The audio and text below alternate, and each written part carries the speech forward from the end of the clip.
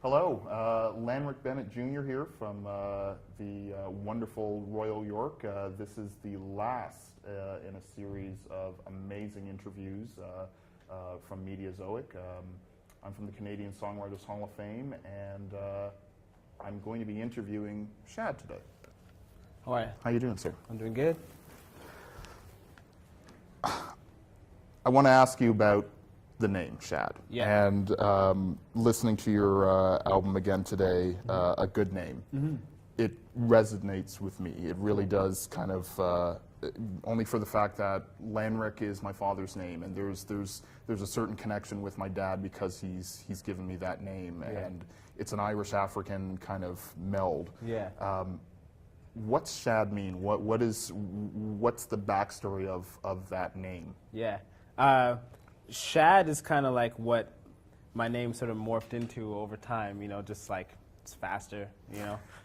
My full first name is Shadrach, and probably around 13 or 14, it just became more and more people started calling me Shad, and eventually even my parents started calling me Shad. Yeah, but I mean, that song is about, my first name, my last name, and where they come from, and yeah, I mean, you know, names mean something. They speak to like our heritage. They speak to, you know, your first name speaks to kind of your parents' maybe aspirations for your life, or you know, something in the family history or whatever. The last name obviously speaks to the family history. So yeah, so I thought it'd be interesting to just like reflect on that a little bit. And so within that namesake, does that give you kind of strength? Does it give you kind of the ability just to stand on itself? Yeah, I think for my name, like I've always felt like there's no, you know, I don't know any other Shadrachs or any other Shads, so it's always been a cool sort of like blank slate, you know what I mean? You know, there's always like in that movie Office Space, the guy's name is Michael Bolton, you know what I mean? That's not the case with me, you know? I've never had to suffer through that. True enough. Thing, you know? So yeah. So it's always been like, I felt like it's my own space to be who I am. Okay. Yeah. You're Kenyan born, raised in London, Ontario. Yeah. Is London, Ontario like this hotbed of hip-hop mastery right now? Or how did that even come together? Yeah, I think the way hip-hop spread, it hit everywhere, you know, and like London is between Toronto and Detroit, and like obviously two great music scenes, and you know, we had much music and we had the radio, and we grew up with all that stuff. So yeah, so we were definitely influenced like by the culture that was coming to us from all different angles, and yeah, so growing up there was kids that loved hip hop, there was kids that loved all sorts of music. Was it always hip hop for you? Was there anything before that? It was just like everything all at once. Hip hop, you know, I gravitated towards it probably for many reasons. You know, for one, you know, growing up and you're a kid and you see people who look like you making music, that's probably one reason. Also, it's free. You know, like rapping doesn't cost any money, which is great. So it's something you can do for fun. It's a real simple way to have fun with music. But there's a skill to it too, though. There's definitely a skill to it, but not a lot of costly equipment. So like that's an easy thing when you're 13 or 14 to like just do with your friends. Did you feel in any way that, and maybe this is a stereotypical question, did it keep you out of trouble? Was it, or was there not? Was that not even a reason to? Yeah, not for me. Less so. It actually wasn't even a huge part of my life, like making music, like when I was in high school or whatever. Other things sort of kept me occupied, but I think that it did, in a sense, keep me out of trouble. Like especially like later in life, just in the sense of like, it allowed me to express things about myself. I think like on a like deeper level, it kept me out of trouble because I could express who I was, you know. Do you see your music career just being your music career? You've gone to school, you've gone to university, business background, MBA? No, business background, okay. and yeah, I've taken some graduate courses. How are you even doing that and doing this at the same time? It's not that hard. Okay. I don't tell people that it's not that hard because when you don't, then they always think you're busy and stuff.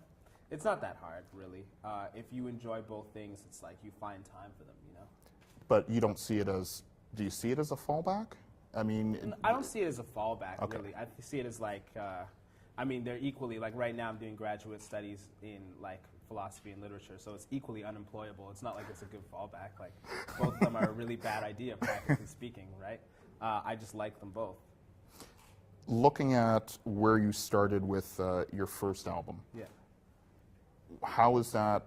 Has it been easier, harder to get to album number 3? Was Yeah. there? Yeah, album number 1 I think is obviously hard for people, like in a lot of ways. One is just like the sort of motivation and the resources to like do it, and then I think also you have to you really have to accept who you are as an artist at that time, I think, to make your first album. So it's really hard because you're going to hear yourself back on recordings and be like, ooh, I'm not as good as I thought I was. Right. And you have to be okay with that and put it out and, you know, hear what people are going to say about it. So I think the first one is hard. After that, I think it gets easier in a lot of ways. You have a better idea of what you're doing, and in a lot of ways it gets easier after that. So I was listening to Fresh Air this morning on CBC, and Mary Ito was being schooled by DJ Mel Okay. about the history of hip hop. Cool. Where do you see hip hop now, and where do you see that in the future, Canada-wise? Not Canada-wise? Yeah. Where do you see that growth, or at least Yeah. that acceptance? Yeah. I think Canada right now in hip hop is a pretty exciting place, actually. You know, obviously with like Drake and Kanon doing so well, and so many artists and I think the coolest thing is that these artists have such a range. You know, it's like there's not like a typical Canadian sound. You know what I mean? There's Drake, there's Kanon, there's Chaos, there's Classified. It's like it's so diverse, right? So I think that's the most exciting thing about hip hop in Canada is like people are coming from new angles and doing different stuff. Does it need to be? Do you have to prove yourself in hip hop anymore, or or has the mainstream allowed it to now be that way as to you can be anything and not necessarily call it hip hop, but you can be anywhere in Canada and be a hip hop artist, a rap artist, or whatnot? I think there's still some barriers like around that. You know, you still have to prove yourself. You know, hip hop just has this inherently like competitive element to it, like Right. where you have to, you know, prove yourself. And I mean, it's there in all different kinds of music, but in hip hop, it's really kind of explicitly there, and it's at the forefront. And you have to show and prove, you know, and you have to you do have to be fresh and you have to be unique, you know, but you got to prove that you're dope at the same time. Where do you get your inspiration then for what you are creating? Because I'm seeing London, and I've been to London, and I love the place, but I'm just like, is it just where you are in your own surroundings? Do you go other places to kind of find that inspiration, or people? I've never felt like I had to go anywhere to find inspiration. Sometimes you need to be by yourself. Sometimes you need to be around people. But yeah, I think ultimately it comes down to like expressing who you are and where you're at, and communicating that to like an audience, which like in my mind is always just a couple of friends, you know, and like what's going to get them excited and make them laugh and make them think and make them understand me a bit more. So that's always what it's sort of been for me. It's pretty simple. Like back to the days of high school and freestyling for friends, it's just like, what's going to entertain these people at this house party? That's it. So you've been nominated for a Juno. Yeah. You've been shortlisted twice on Polaris. Where's your ego in that check? How do you see success? Are you trending well with what you're doing, or? Yeah, I think so. I'm still here, and people are interested in hearing my music enough that I can do this. So yeah, so that in that sense it's good, and getting recognition is obviously nice. And do you need to go stateside to better that success? Are you happy with where things could go here in Canada, or? Yeah, I've never thought too far ahead, and I don't put too many like markers. I try to put not too many markers. You know, like the music is what it is, and it's gonna like reach who it's gonna reach. Mm-hmm. I think if it continues to reach more and more people, that's like a natural thing. if your music is actually getting better. If it's Right. not, it's not. And if it's getting more niche, then it's getting more niche. Then that's fine too. So are you able to self-edit yourself, to Yeah. really kind of create something and go, this is good, this will stay, this needs a bit more incubation time? Yeah, I think so. I think that's probably the most important thing.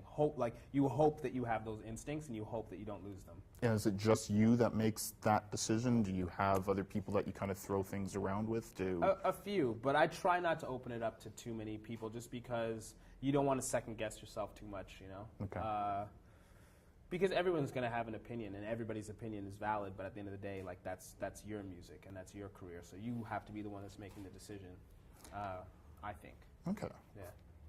From the songwriting aspect, and I don't think a lot of people look at hip-hop or rap and think songwriter. Yeah. How do you come up with, the rhymes are amazing. Thanks. That and just being a fan of how fluid and how silky it is to just listen to you rhyming through. How do you come together with things like that for your songwriting, where there's a message behind those rhymes? Yeah, I think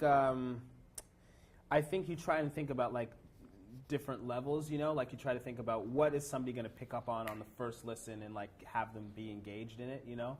But then you're also thinking about deeper stuff, and like, am I really communicating something that's unique to me, or something that is worthwhile, something that's, like, you know, a message worth putting out there. So I think it takes thinking about it on just those different levels, you know. Okay. Yeah. You do a lot of. I've been watching a lot of your music videos. Cool. And you seem to want to tell a further story in these. With the fact that a lot of music right now is kind of staying away from videos, why are you so happy to create these video montages of your music? Well, for one thing, videos are really easy for me. Okay. Because I barely have to do anything, so it's great. You know, if it's animated, you literally don't have to do anything, and then people come up to you and go, "That was an awesome video." You're like, "I know, thanks." You know. So yeah, I mean, videos are like, and they're a cool opportunity to just like bring the song to life in a different way. Like, I grew up with music videos, so like that was a big part of how I consume music. Like, I don't even know how old I was before I went to my first concert. I was, you know, like at the end of high school or something. Well, I was a huge music fan. It was all videos and like radio. So, you know, making music videos is like, it's cool. It's part of like the music experience that I grew up with. Do you see yourself as an entrepreneur in what you're doing? Like the fact that it's just you. You're that piece to the puzzle. Yeah, sort of. Yeah. Although I don't have any plans of an expanding empire. You know what I mean? Not that anybody is interested in my, you know, Never Say Never movie, but like, I think I don't have any of those aspirations. So I don't consider myself an entrepreneur in that sense. I'm not really that business minded or anything like that. But yeah. I mean, at the end of the day, like, it is what it is. It is work. It's a business. Yeah. All right. Well, Shad, thank you so very much. It's been a pleasure speaking with you. Thanks. And thank you, everyone, for watching the show today. And have a great Canadian Music Week.